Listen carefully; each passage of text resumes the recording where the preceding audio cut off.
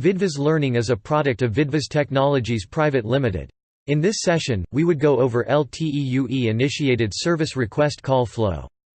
The following is the list of widely used abbreviations that we use in LTE EPC. The diagram shows non-roaming architecture for 3GPP access. We assume that you have fair understanding on LTE EPC architecture.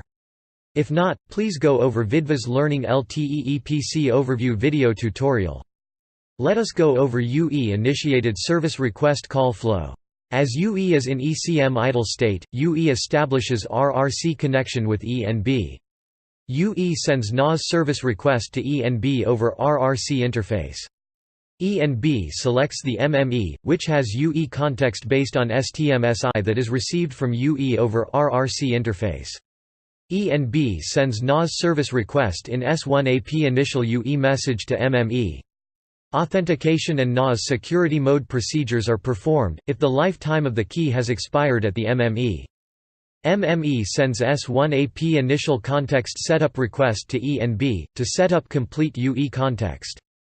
In this message, MME shares SGWFTEID information for uplink path. S1AP initial context setup request does not carry any NAS message. The ENB will request the UE radio capabilities if not received in the S1AP initial context setup request. As level security mode procedure is mandatory. Bearer sync up happens using RRC reconfiguration message between ENB and UE, as there is no NAS message received from MME. UE may clean up any additional bearers it has.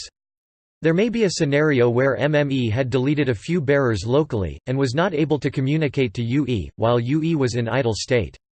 This may happen when UE was not reachable during paging procedure, when MME wanted to deactivate a few bearers. After bearer sync up, UE sends RRC reconfiguration complete message to MME. ENB sets up UE context and sends S1AP initial context setup response to MME including ENB FTEID for downlink path.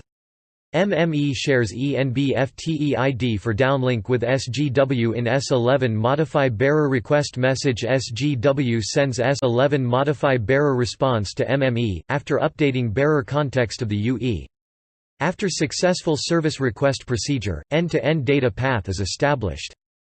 The following is the list of 3GPP references: 3GPP 23.401 for LTE architecture, 3GPP 33.401 for security, 3GPP 24.301 for NAS, 3GPP 36.413 for S1AP, 3GPP 36.423 for X2AP, 3GPP 29.272 for S6A, 3GPP 29.274 for GTPC, 3GPP 29.281 for GTPU, 3GPP 29.212 for GX, 3GPP 32.299 for GY and GZ.